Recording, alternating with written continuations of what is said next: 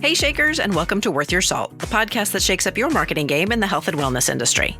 Worth Your Salt is brought to you every Thursday by Salt Marketing. Salt Marketing helps health and wellness practitioners build trust and authority to attract a steady stream of inbound wellness seekers. For more information, you can visit us online at saltmarketing.co. I'm your host, Jennifer Oraqua, StoryBrand Certified Guide and Marketing Strategist with Salt Marketing, and your host for today's episode of Worth Your Salt. Now, we hear a lot of entrepreneurs say, I know I should start a blog, but I don't have time. I don't have the energy. It sounds like too much work. I don't know what to write about. And with the huge variety of other content mediums now available, a blog can seem like an endless task for which you might never see the ROI that you're seeking. So today, I'm thrilled to have our very own lead content strategist at Salt, Taylor Perry, with me to talk about whether you should lean into blogging as part of your marketing strategy in 2023. We'll talk about the potential benefits and challenges and help you evaluate if a blog aligns with your overall marketing strategy and audience engagement objectives. We'll also provide some great inspiration and tips on creating content. Taylor, thank you so much for joining me again today on Worth Your Salt. Yeah, thanks so much for having me again. I am super excited to dive into it today. With so much video and social media and podcasting content available today, is blogging dead as a marketing tool? No, blogging is not dead as a marketing tool. Obviously, the digital landscape keeps evolving over time, and it's going to continue to. But Google absolutely loves content. It is constantly crawling websites to see what they're putting out there. New marketing channels and new strategies have emerged, but blogging still holds significant value. It is very much alive and well. And I think it's an excellent way to make sure your brand is getting the visibility it needs to stay relevant and then also be seen by your target audience. So what are the benefits of a robust blog? I probably can't even list all of them here, but well-crafted, and the key word is well-crafted, blog posts can help educate and build trust with your audience, which is going to increase the likelihood of conversion. And if you're consistently sharing insightful and well-researched content, you're also going to build credibility and establish authority among your audience. And that is going to lead to better brand recognition, more eyes on your content, which obviously means more potential clients, and a competitive edge over others that are in your industry. I love that. And so what reasons are there that a blog might not be suitable? Well, the only time that I would maybe not suggest a blog for a business would be when there is oversaturation in the market, which is definitely not the case for the health and wellness industry. People are hungry for information that is useful and valuable.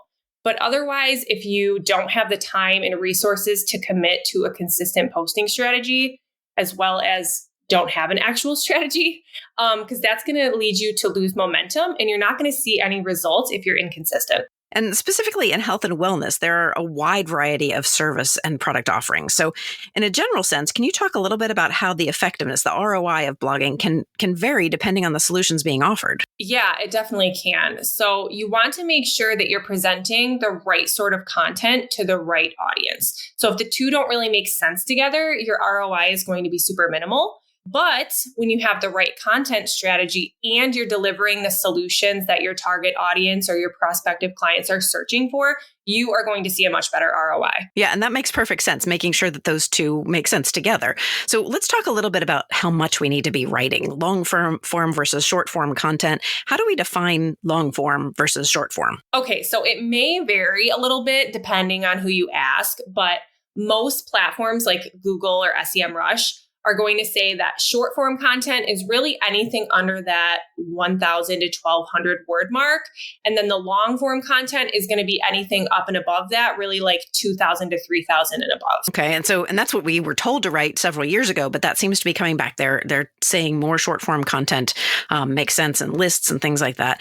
And so with that definition in mind, how do we know which we should be developing in order to really see that ROI from our efforts? Yeah. So you're going to see that different platforms might say that one is better than the other, but it's really going to depend on a few factors. So like you said, that short form content, it's great for super concise, like lists, quick answers to questions. And sometimes that is exactly what your audience needs and what they're looking for. They want an answer to a problem or a solution, and they don't want to spend a lot of time finding it. However, long form content means that people are spending more time on your website. So it also means that Google has a lot more opportunities to crawl your content, and it allows you to be more searchable online. So it really just depends, but I really do think that you need a healthy mix of both. And of course, at Salt, we believe that comprehensive, high quality content delivered consistently is more important than word count. Mm-hmm. So what are your thoughts on that? Talk about how a business can focus on creating valuable content without overly fixating on word count. Yeah, absolutely. So you'll notice that our own blog posts are going to vary on the word count. And it's not something that we want to obsess over as long as you're answering the question or the topic that the blog post is about. So this is a concept, Jen, you and I have talked about before, and we'll talk about again. There is a book called They Ask You Answer, and it dives into wondering exactly what your customers are asking. And you can educate and empower your clients with open and honest content in the form of blog posts.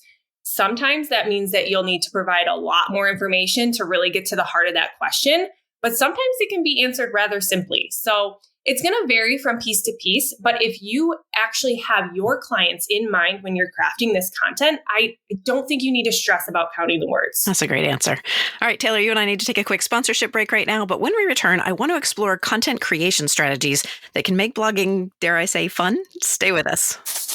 The Worth Your Salt podcast is grateful to our partners and sponsors, including webwhiskey.com. Your website has a job to do. It's not just supposed to sit there and look pretty, but not all developers understand that. The WebWhiskey WordPress Builder walks you through the process of developing your branding, your messaging, and your website content so you can attract your ideal clients. Don't struggle with other website builders that won't be able to keep up with your growing business. Health and wellness professionals often find that the platforms that get you up and running quickly cannot support your position in the marketplace as you grow. Set yourself up for the next growth phase with webwhiskey.com, the one tool that coaches you through everything your site needs to inspire people to take action. And for listeners of the Worth Your Salt podcast, you can get started with a $1 trial today at webwhiskey.com and put your website to work for you. That's webwhiskey.com. We're back here on the Worth Your Salt podcast with lead content strategist Taylor Perry. And Taylor, how should health and wellness practitioners specifically use SEO tools to optimize their blog posts for search engines? Are there any specific tools or techniques that you'd recommend? Yeah, so businesses in this space are going to face a lot of competition, but the right SEO tools can really help you stand out from other organizations. So to me, in my position, this is one of the most critical pieces to your marketing strategy, because otherwise you are shouting into the void and you're not necessarily going to be found online for anything that you offer if you don't optimize for SEO. Some of the best, in my personal experience, are going to be SEMrush, Google Analytics, and Surfer SEO. And I feel like that could probably be an episode of itself. I would agree. Just all of the different tools that you can use for what and why.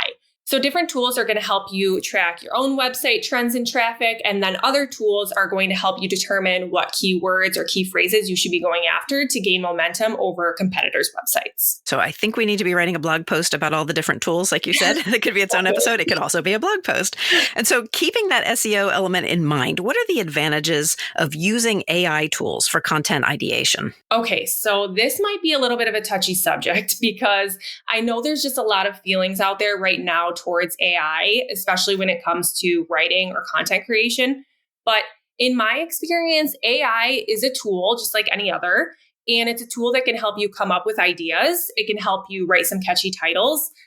Ultimately, if you don't already have the SEO strategy and knowledge in your back pocket, AI doesn't necessarily have the capabilities to fully understand your audience and who you're trying to speak to. Yeah. And so going beyond ideation. So I sort of see AI like the intern that you had brought in, and they're going to get you somewhere close to where you want to be, but you're definitely not going to be able to just go publish what someone like that writes. So going beyond that ideation, can you provide some examples of how AI tools can enhance the creation and optimization process, maybe on the back end? Yeah. So AI is definitely going to be able to help you answer a question like, how important is social media to growing my company? But it's not necessarily going to be able to fully bridge that gap and explain the why, the who, if that makes sense. But it can give you a lot of answers. It's just not tailored like the way your own voice would be, like you said before.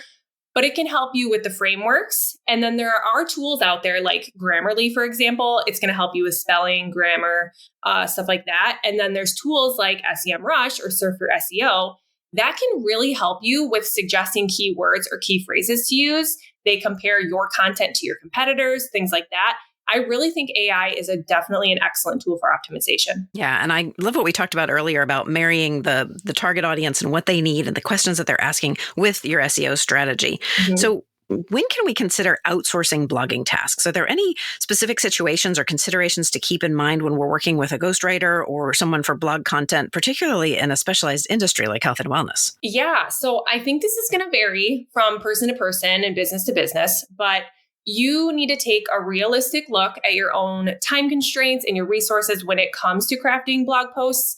Ghostwriters are an amazing tool to have in your marketing back pocket, so to speak. But like you said, you need to be aware that they don't necessarily have that specific knowledge or engagement or relationship with your audience that you do. So in health and wellness, it's obviously an industry that you don't just want any random person writing about what you have to offer and then sticking your name on it. It needs to be very accurate, relevant, and then tailored to your own business and brand. So you want to look for someone, for example, with ghostwriting that has expertise in your industry, and then you'll still probably need to tweak things and put your name on it so it doesn't come across as generic. I mean, after all, this is an industry where trust and relationship building is super crucial. So you don't want to entrust just anyone with the responsibility of speaking to your audience. I love that. The responsibility of speaking to your audience. That means a ton. All right, Taylor, it's time for another quick break. We're going to be right back after this. You're listening to the Worth Your Salt podcast, and today I'm talking with lead content strategist Taylor Perry about blogging as part of your content strategy in 2023. We'd love to hear your thoughts, so be sure to join us over on Instagram, LinkedIn, or Facebook and share your blog with us. All right, Taylor, our listeners might remember in episode 6 that we went deep on content strategy, but I want to make sure we talk today about how a content calendar can really help manage and organize blogging efforts. So what are the key elements that should be included in a content calendar for successful blog management in health and wellness? Oh, the content calendar. So in my world, that is kind of like my lifeline because it's how I see everything that is being posted, when and where. It is where I flesh out outlines and ideas and have the key phrases and the keywords for each idea to expand upon what may have been just a random thought for a blog post. So you definitely want to have a calendar and you want specific tasks so that you're not going to miss anything. So for me, that's going to look like creating images for each blog post, making sure that it's fully read over and checked for grammar, which pro tip, you can use that website Grammarly for that. Mm-hmm. And as well as the date that it's going to be published, where it's going to be promoted, so the different social channels. And then I also will have a blurb that I'm going to post on social right there as well, so I don't have to come up with that on the spot. We use Hive, which works great for all of the above. And I know there are other platforms like Trello, for example, but this is just what works for us. And you can add a specific list of tasks that you can copy and paste onto each blog post idea so that you don't miss anything. That's a great way to go. And so we know that many of our clients come to us because they feel overwhelmed by the thought of trying to maintain a blog. So do you have any tips or strategies to help overcome this feeling of overwhelm? I mean, isn't that what we're here for? Right. But if you do want to manage your own blog, I think number one, you need to be realistic with the time and the resources that you have. So don't expect to be able to write 10 blog posts a week if you don't have the capacity. Number two, use a website like WordPress that helps you just cover all the bases. It gives you a layout to fill things in so that you're not missing anything. And number three, have that content calendar, even if you're just a one-man operation, because it's going to ensure that you have a plan, you have deadlines, and you can just fully flesh out ideas before you're committing to any sort of specific content strategy. And I feel like what's really important here is consistency. Like you mentioned, don't, aim to write 10 posts because you need to be consistent, and that's just overwhelming. So are there best practices or tips you can share about consistency and publishing?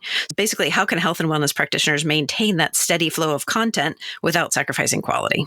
I'll reiterate that you definitely want to be realistic and then be consistent in whatever that looks like for you. So it might mean 1 or 2 blog posts a week, or it might mean only 2 a month. But if that's what you decide, then you just need to stick to that. And I know it might be the content strategy marketer in me, but I personally just cringe a little when I go to a blog and they have not updated any content since 2018.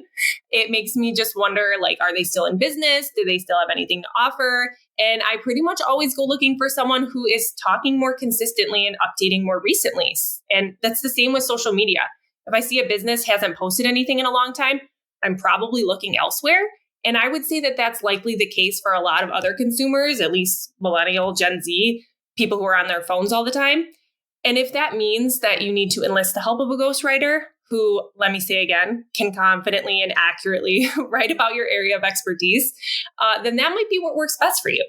So that way you still have the time that you actually need to run your business without spending it all on blog posting. So Taylor, if our listeners want to learn more about you or follow you for more tips and tricks on content marketing, where can they go? You can always search for me over on LinkedIn, and you can also follow the Salt Marketing Co. Instagram account. Perfect. And of course, all the tools and resources that Taylor mentioned here, as well as a link to Taylor's LinkedIn, will be over on our website at saltmarketing.co. But right now, Taylor, it is time for our lightning round questions. And since you and I haven't done this before, I think it's high time we did. Are you ready? Yes, I am. All right. What is the best book that you've read recently? I just finished this cute little summer romance story. It was called Meet Me at the Lake. I really like that a lot. I need to get my head out of my business books and go read something fiction for fun. All right. Next question. What is your favorite thing about the work that you do? I would say that I love seeing results that individuals and organizations get from implementing the solid strategy that we provide. And I personally just genuinely have a passion for the health and wellness industry because of how much it's helped me personally. So fitness is huge for my mental health. And then things like chiropractic and acupuncture have just made a huge impact on my overall well-being. Which is why we are where we are. So what's the best piece of advice that you've ever been given? Okay, this is such a tough one.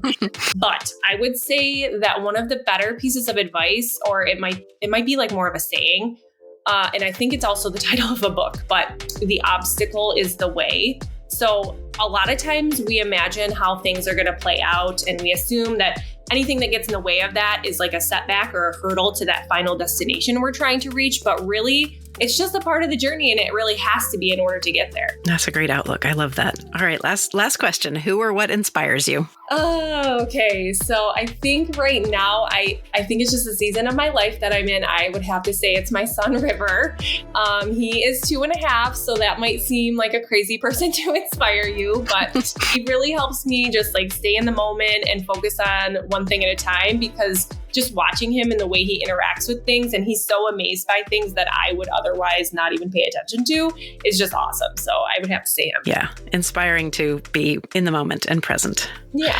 Taylor, thanks so much for joining me on this week's episode of Worth Your Salt. Thank you so much for having me. I cannot wait to do this again. I also want to thank our listeners and let you know that if you're ready for your Worth Your Salt debut, tell us about your expertise by emailing us at grow@saltmarketing.co. Be sure to subscribe at saltmarketing.co/worthyoursalt so you never miss an episode. Finally, leave us a review or give the show a handful of stars wherever you get your content. That's all for this episode of Worth Your Salt. We'll be back with a new episode next Thursday. In the meantime, let's get out there and shake things up.